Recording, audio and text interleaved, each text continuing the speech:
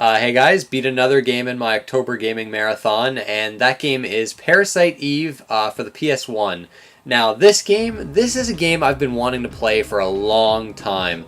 Now, as with a lot of PS1 RPGs, I've missed out on so many of them. I never did play too many of them back in the day.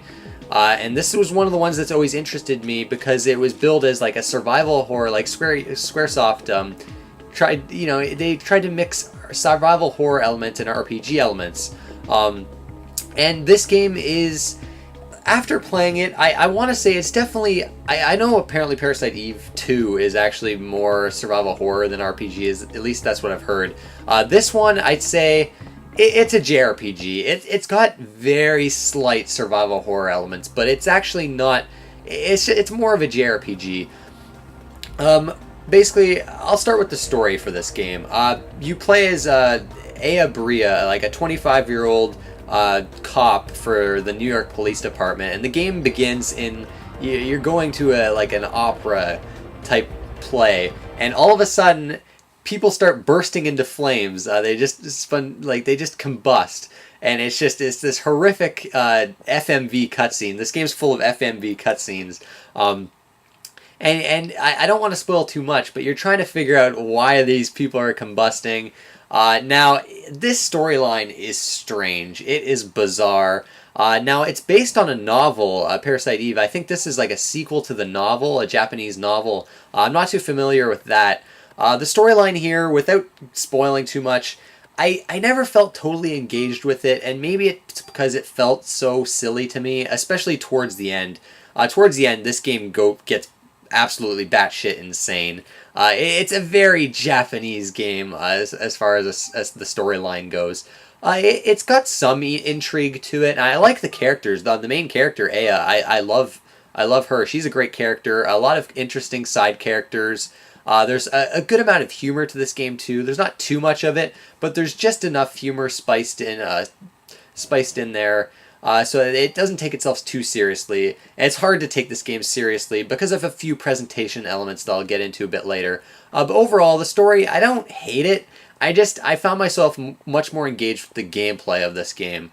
And it's overall why I really enjoy this game. Parasite Eve, overall, I'll say right now, it's a fantastic game. It's actually probably my second favorite PS1 game right now after Xenogears. But that's the story. I want to talk a bit about the presentation now. Visually, this game, it's a PS1 game. Pre-rendered backgrounds, ugly 3D models. This is an early 3D game, and it shows. Now these kind of graphics don't bother me as much as I think they do a lot of people. This game could definitely use a remake. I'd love to see a remake of this game. Because a lot of the animations are very stiff in cutscenes. The FMVs, I think, look great. I still think they look actually quite good. A lot of them are really gruesome. It's the kind of stuff that, if I saw this back in the day, if I played this back in like 1998, which I think when it came out, it probably would have given me some nightmares back, my old 8-year-old self. The FMVs are still quite good. It's the actual in-game stuff that doesn't look so great. It didn't really bother me that much, and there's not much you can do with it. I mean, it's a PS1 game. But back in the day, it probably looked pretty good. It doesn't hold up so well today, but it's nothing. If you don't like, graphics have always been kind of like the least important part of a game to me. So it didn't really bother me that much. That said, this game could really use an HD remake. And not really, I don't say that for the graphics, although they could definitely use a major overhaul. I'd say it more with the sound design. The sound effects are very cheap sounding and just not very effective, I felt. But it's the lack of voice acting that kind of bugged me. That, along with the stiff animations in these kind of cutscenes, not really cutscenes, but the scenes where there's a lot of dialogue going on, I found it hard to care about the characters and the really intense, the moments that went for emotional impact, or like parts of the story that you're supposed to go like, oh holy shit, oh shit's happening. Because of the animations and the lack of voice acting, I didn't feel really a connection to the storyline and characters at those pivotal moments. So I really would love a remake for this game. But talking about the sound otherwise, though, the soundtrack itself, Amazing. I love the soundtrack in this game. It's very a unique soundtrack, and that's along with the entire game itself. It's totally unique, and it has its own awesome style to it. This game has just got style out the like. It's a crazy stylistic game. But the music is like a mix of like techno and like opera at times. It's very catchy. It really sticks with you, this music, and it's done by I can't pronounce her name, but she did a lot of the music for the Kingdom Hearts games, the Mario and Luigi games, Super Mario RPG on the Super Nintendo. I mean, she's an amazing composer, probably my second or third favorite, maybe after like Koji Kondo and Mitsuda. But an amazing soundtrack. I really loved it. It really fit the game, and some of the songs on here are would probably make my like top 20 favorite video game songs now, especially the song that plays on the world map. I really love that song. It's really awesome. But that's basically about the graphics and music, or the graphics and audio. But now let's talk about the gameplay, which is my favorite part of this game by far. Now I said there's very slight survival horror elements, and that's kind of in the way exploration happens. You walk really slowly in this game. There's no tank controls or anything, but the movement speed's quite slow as you go throughout these environments. I did find also it was hard to kind of figure out what you were supposed to do at times, in the sense that a lot of the times you have to constantly press A on these environments, and what might look like it's just a part of the environment is actually something that you can like open and get an item from, like a key to open a door. And some of the environments are very maze-like as well, but it nothing really bothered me too much. And there isn't any Resident Evil or Silent Hill style puzzles in this game. It's very kind of exploration based. Find a key to open this door, go here, go there. The game's kind of set up in an interesting way though, where you have like a kind of like a world map, right? And you kind of have like dungeons, which are like real world settings. And this game takes place like through days, like day 1, day 2, day 3, day 4 to 5, day 5. And you have this world map where you have the police department, like your police station, where you can go save your game. You can upgrade your weapons there, and you're constantly returning there to get your missions. And the other places on the world map are kind of your dungeons that you visit once per, like you visit a certain dungeon on day 1, another on day 2, and you can revisit them too, which I loved. And these kind of act as your dungeons where you're exploring these environments, fighting enemies, and getting to the end of the day, which I just, the flow and pacing of this game was perfect to me. I never found myself getting bored, and it's a short game too. This game took me 9 hours to beat. It's a very short RPG, but I don't think it needed to be long, especially with the story they were trying to tell. So I actually kind of really enjoyed the short length and the world map system and the police department system. Now, the combat itself is awesome and really unique. As you're going throughout these environments, you'll hit random encounters. The random encounter rate in this game is generous. It's not going to frustrate you. Generally, it maybe there's a museum level later that the random encounter rate was kind of ridiculous, but because the combat was so fun, I didn't mind so much. And for the rest of the game, like, the encounter rate is perfectly fine, which is excellent.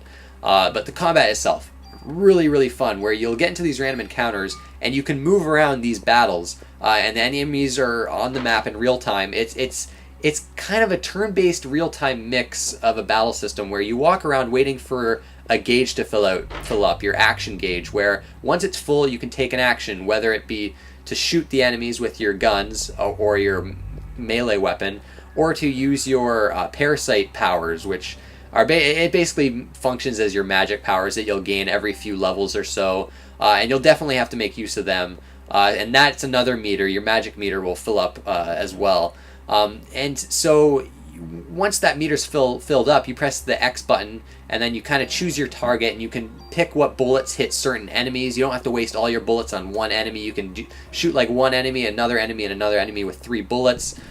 Different guns have different bullets. Different guns have different abilities. There's shotguns, machine guns, pistols, and the game's got a really cool upgrading system too, where each gun has its own base stats and abilities, and you can use tools or super tools to kind of transfer base stats from one weapon to another.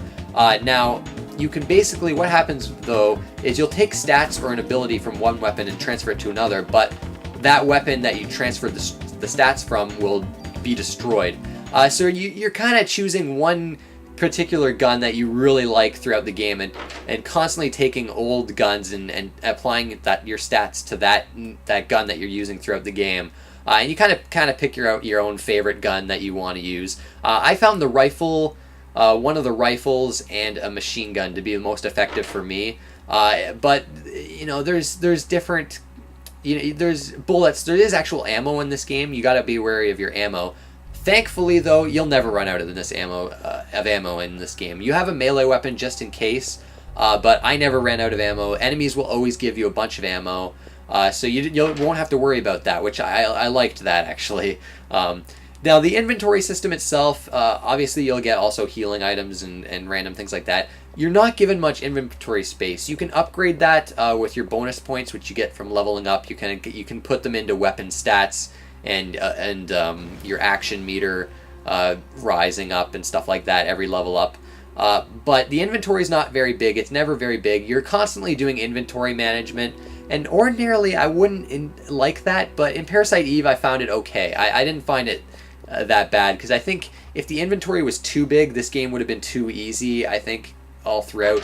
I'll talk about the difficulty of this game a bit later. But I don't know, the inventory stuff didn't bother me. I know a lot of people also say the movement speed and the backtracking in this game bothered them. To me, it was slightly annoying, but not really. Basically, from a gameplay standpoint, I loved everything about this game. Like, it was fun from start to finish. A lot of the boss battles are really fun, and I gotta mention too, when you're in these battles, you're dodging attacks by running around. You gotta watch out for enemies' attack patterns and things like that. Some really gruesome, creative boss battles here, but the battle system is just really fun, and it never outstays its welcome. It's very stylistic. I've never seen anything like this battle system. I'm curious. I've never seen what Parasite Eve 2 looks like. I wonder if that's kind of the same battle system, or is it different? I know the third game, is just a straight action game.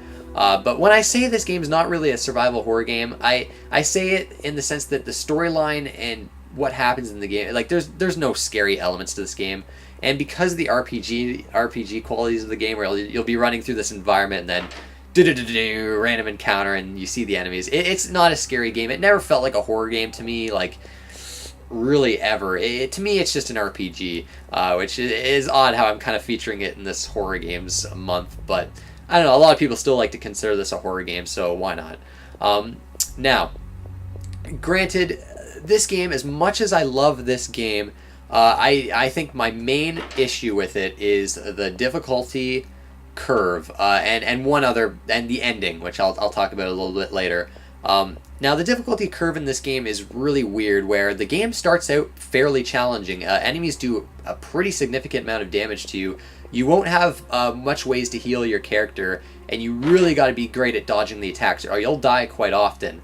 But then it gets to a point where the entire middle section of the game, and even towards the end, it's ridiculously easy. I found myself just never dying.